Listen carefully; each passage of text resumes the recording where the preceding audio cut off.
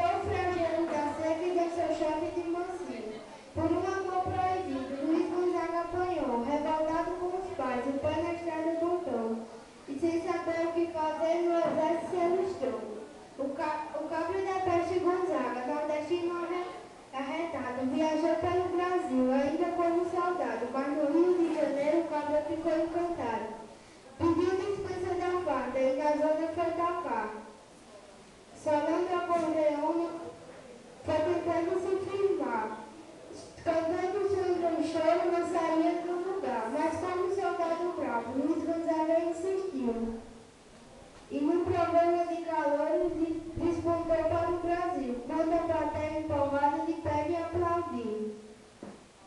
Aos poucos, Luiz Gonzaga foi mostrando a nação, com talento e humildade, como se canta o baião, conquistou ricos e pobres na cidade do sertão.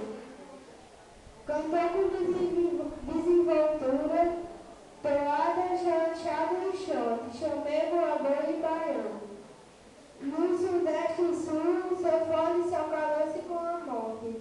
No ano 89, o Brasil entristeceu, quando o fole da sanfona de Gonzaga emudeceu. Naquela manhã de agosto, o rei do Baião morreu.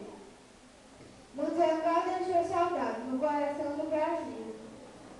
Naquela manhã de agosto, quando daqui partiu, mas seu canto ainda ecoa pelo céu azul do Rio.